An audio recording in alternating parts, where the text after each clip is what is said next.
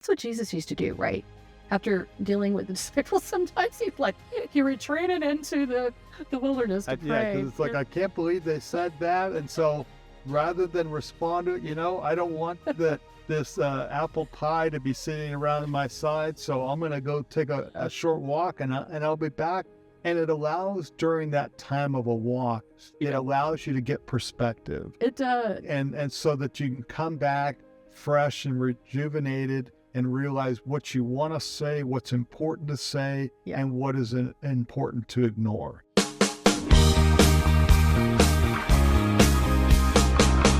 Welcome to the Restore Go podcast, where we discover ways to restore our relationship with God and others.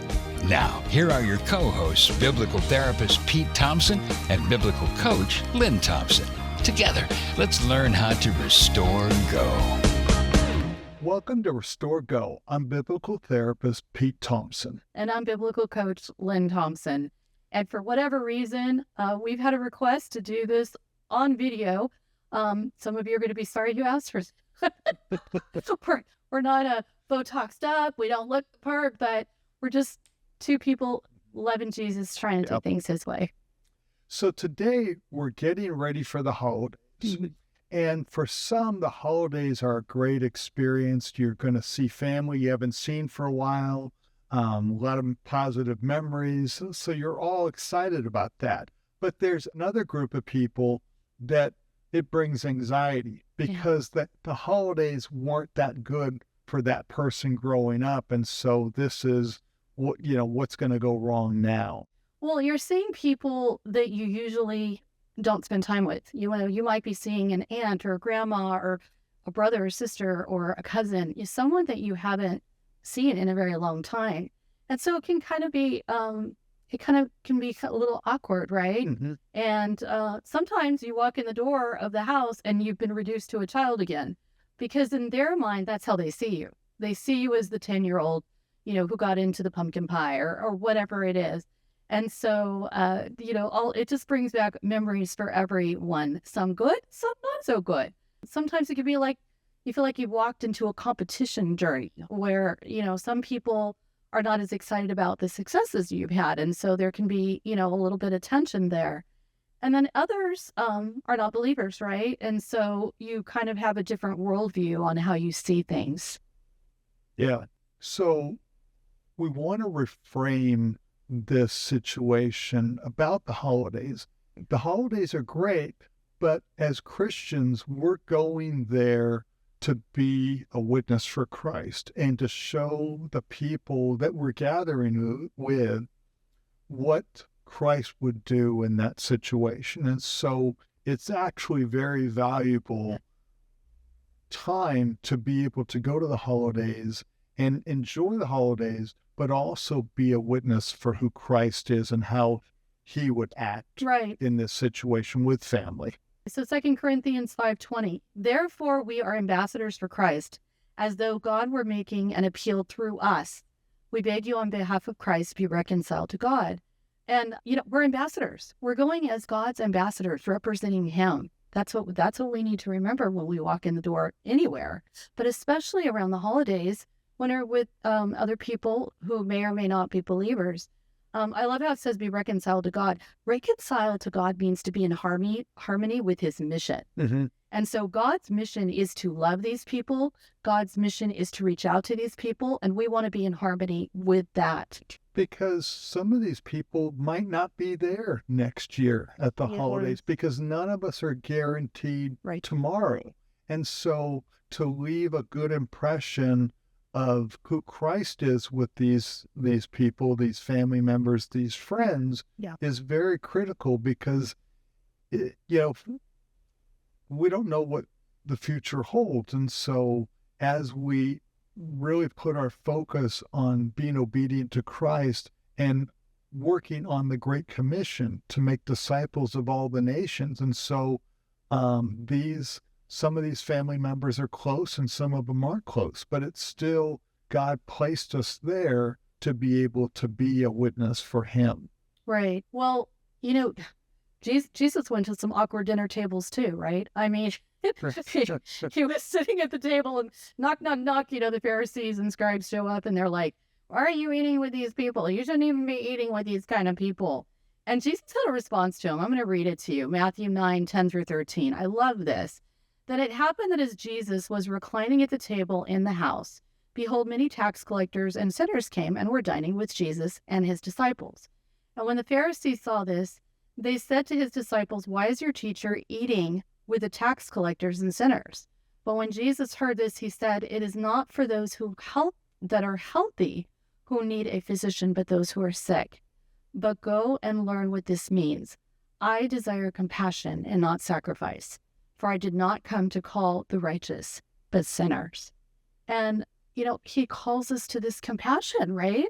Because if we love Christ and we're walking with him, it's automatic that we're going to have compassion for our family members, for other people. And so sometimes Lynn and I would go out to dinner and just by ourselves, but there's people that we would run into at the restaurant that God ordained for us to be able to talk to them and maybe encourage them or say something to them that God planned ahead of time for us to do and sent them there at that restaurant at the same time. So when we're getting together with family, it's like God ordained for us to be there at that time. And so we really need to give him, before we go to the gathering, God, use this time for your glory and let us be a blessing to these people that this might be the last time we see them. And so, and when you look at that in light of eternity,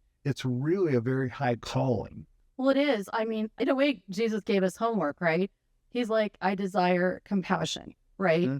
That's what I want you to do. I want you to be sacrificial and have compassion. When it comes to doing things we don't like, sometimes we're like, okay, I'll sacrifice. I'll sit by Uncle Bob or Aunt Edna or, that kind of thinking. But, what God desires for us is to have compassion for them, to love these people, to meet them where they're at, right? Mm-hmm. Because that's what Jesus would be doing. Yeah. And that's what he did for us. Yeah, and we're a disciple of Christ, and so we do the same things. Ideally done, we do the same things that Christ would do as his ambassadors, right? Yeah, in that situation where we would answer questions, we would be loving, and there's people that when we're there that might, bring up political things or all sorts of things, and it's like, everybody has an opinion, but we have to be ready to have an answer for the hope that's in us, right? As the primary thing. Yeah, it's just giving it back with love, right? Yeah. I'm going to read Philippians 2:3-8 because it kind of says, it's the great example, right? Do nothing from selfishness or empty conceit, but with humility of mind, regard one another as more important than yourselves. Do not merely look for your own personal interests, but also for the interests of others. Have this attitude in yourselves, which was also in Christ Jesus, who, although he existed in the form of God, did not regard equality with God a thing to be grasped, but emptied himself, taking on the form of a bondservant and being made in the likeness of men. Hey friends, let's be honest. It can be difficult, if not impossible, to find a Christian therapist that's true to your values. Pete Thompson knows that. As a licensed therapist, he is committed to providing godly counsel, introducing helpful tools, battling everyday problems like anxiety, addictions, as well as marriage and parenting challenges. Give Pete a call to set up your next confidential appointment online or in the office.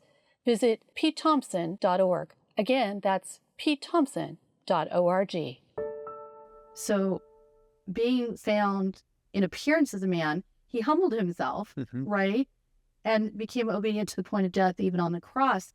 I mean, isn't God calling us for the holidays to have that servant attitude? Well, yeah, if Jesus died for us and went to the cross for us, we can sit next to Uncle Tom and listen to his jokes and that he says every year. Right. And it's like we've got to memorize and we just, in a loving way, we smile and we laugh at the appropriate time at the humor of his joke and And it makes his day because he is able to contribute something to the gathering, and he feels special because we've listened to it. Yes. Yes. Well, it's thinking of the needs of someone else. Yes. I mean, asking them, hey, how are things going with you? And what's going on in your life? And you may have opened a can of worms and it may last for, 15 minutes, but that's okay, right? Because you're not just sitting there listening to someone go on and talk. You're listening to someone share their heart. You're listening. You're giving someone an opportunity. You're validating. You're validating them. You're giving them a platform for feeling worthwhile. You're a valuable person. You're worth listening to. Yeah. And what a gift to give someone, right? Yes. So that being said, sometimes our flesh wants to crawl off the altar of sacrifice. I know that that's a temptation. Yeah. I have. So I've listed some practical things that we can do to promote kind of a servant heart during the holidays. So hopefully this will be a blessing to y'all. So one is don't be needy, right? It might not be safe to share intimate details with the people that you have not gained trust with yet. So it's okay to love an unsafe person. It's not okay to need an unsafe person.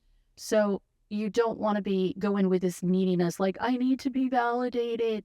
You are who you are in Christ, right? Because if we're needing to be validated, then we're not really getting our validation from God. Yeah. And so if we're getting our validation from God, we're good. We're set. And so we just get to share what God has done in our lives in this last year, rather than needing for their approval to like what we're doing. Yeah, so true. Use humor.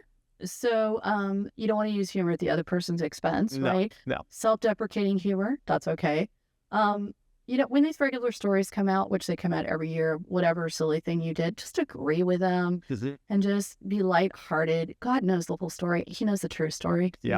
And just be like, oh yeah, you know how I am, or you know how I was, or yeah, those are the things I used to do, and maybe you might embellish it a little bit just to get everybody laughing and have just a good experience, because you know the truth about yourself, right? And you've grown up, but sometimes that is the highlight for everybody to be able to laugh, and that doesn't hurt us to laugh at ourselves. No.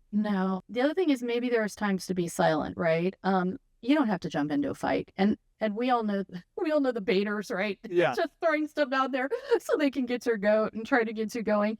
Sometimes your silence is everything you need to say. You don't need to wrestle with other people, right? No, because that's not what God would do. True. Yeah. Don't waste time. Don't. No. Yeah. No. The other is to take a walk. So maybe after, you're eating, that's always a good time to say, wow, I need to take a walk and walk some of this off, right? That's what Jesus used to do, right?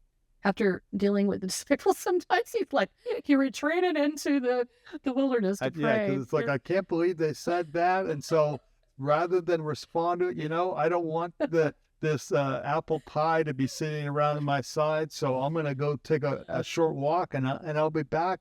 And it allows, during that time of a walk, it allows you to get perspective. It does. And so that you can come back fresh and rejuvenated and realize what you want to say, what's important to say, and what is important to ignore. It's kind of like a reset button, right? In a way. Yeah, I think so. The other is take a time to make a memory, right? But first of all, don't forget, y'all, to bring a hostess gift, right? That is appropriate. I don't care if it's a flower you need to pick out of your garden, whatever. But, bring some candy, bring some, bring a side dish, whatever it is you do. But bring a hostess gift. It's nice to bring something just for the hostess to say, I thought of you because I know how much time and effort it took to put this entire, meal together and to get your home all ready, and just to be grateful that way. Play a game, or bring a new game, or play a game of some kind. But don't bring Risk. Don't bring Monopoly. He's so mean when you play Risk with him.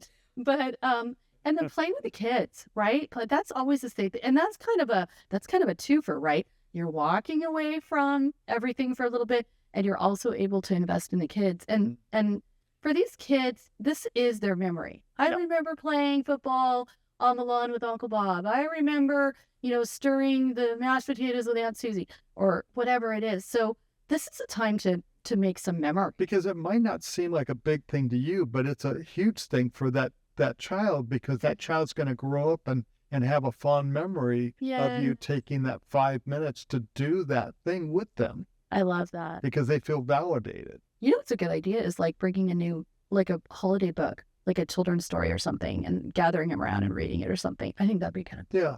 Anyway, be loving. Like Pete is saying over and over again, you don't know if you're going to see this person again. Yes. No one is guaranteed tomorrow. And you don't, do it for them, but also do it for yourself. You don't want to be left with regrets, right? Oh, I wish I would have said this, or I wish I would have done this. That was our last, Yeah. And so you're anticipating that this might be the last time, or, even teenagers, nobody guarantees them tomorrow. So at least with all your interactions with everybody there, it's like, it's a nice word, a friendly word. It might be taking interest in a project that a younger child is doing and validating that. And so it's like you're focused on everybody there. How can I have a positive interaction with everybody there? And that is truly blessing them. Yeah, absolutely. Because that's what Jesus would do. Well, and here, this is a reality. You're not guaranteed tomorrow either. Yeah. So what is the lasting impression that you're going to leave on that person? If you don't get to see tomorrow with them because you're gone, what are they going to remember about you? Mm-hmm. And I'm hoping, and the last one is that you love them, because love covers a multitude of sins, regardless of what's happened past or present. God forgives us. His mercies are fresh every day, right? And this might be an opportunity to actually practice forgiveness, Mm-hmm. right? Yeah. Matthew 5:14-16, you are the light of the world, and a city set on a hill cannot be hidden, nor does anyone hide a lamp under a basket, but on the lampstand, and gives light to all who are in the house. Let your light shine before men in such a way that they may see your good works and glorify your Father who's in heaven. And we can do that, right, during the holidays? Because as we show love in these small little ways, that might be the opening later that they want to know about our faith, because we didn't act like everybody else at the party. We acted in a way of showing them God's love at the party. And so they remember that. Yeah. So that's what we have for you today. Hopefully you'll be able to have a wonderful holiday with family, with friends, and make some amazing memories and to love well. So let's time to take a question. Yes. So if you have a question you want us to address on the podcast, go ahead and send it to question@restorego.net. Again, question@restorego.net. We would love to answer any questions you have. Mm-hmm. We won't use your name, promise. So the question is, as a newly married couple, what advice would you give regarding in-laws? I think that you should listen to everything they say. Pearls of wisdom come off their lips. Yeah. Okay, that's the biased response. Yeah. But we don't have, our kids aren't married, or our one is married. Yeah. And our one's not. Wait, yes, she's married. Yeah. Anyway, how would you respond to that? So it's a new way of thinking, because for 20-something years, what your parents said had they expected an automatic response like yes, and how high do you want me to jump? But it always expected an automatic response. Right. Now that you're married, Right. the automatic response is, let me check with my spouse on this. Right. And we will talk about it as a couple, and we will get back to you in a reasonable amount of time telling you what we think about this opportunity or this idea. Right. That's good advice. Well, because ideally the husband-wife relationship now is the primary relationship, Yeah. right? So husband shall leave his mother and father, join with his wife, they should become as one. So when you have become one with each other, you love your in-laws and Yes. you respect them. And they have a lot of good ideas. Yeah. I mean, there's, we've been around the block a few times as far as our age. So we've seen things, we've learned things, we've gleaned things over the years. And There's no need to reinvent the wheel. or to make the same mistakes, right? Because there's mistakes I've made in my life that I'm like, no, don't do this. It doesn't work, Yeah. So we offer that too as in-laws. But ideally, the primary couple is husband and wife. And if we want a good relationship with them Yes. as in-laws, we need to respect their ability to be able to make a decision on their own. And we might not agree with the decision, Right. but if we want the relationship to be strong, we have to validate, okay, you guys are adults and that's a decision, and we will honor that decision. We don't have to agree with it, but No. you know, that's the decision you've made, and we'll pray for you. So, just kidding. Because Well, we will pray for them, but because we're like consultants. yes. Well, It's a different type of relationship, right? Yes. Because you're not parenting anymore. You're coaching, you're encouraging. Yeah, and that way the relationship stays good. Yes, I totally agree. So thank you so much for answering that, Pete. And again, if you have any questions you'd like us to address on the podcast, just send it to question@restorego.net, question@restorego.net. So thank you so much for joining us today on the podcast. We drop one every Wednesday. Mm-hmm. So like and subscribe so you don't miss anything. Have a wonderful week and be blessed.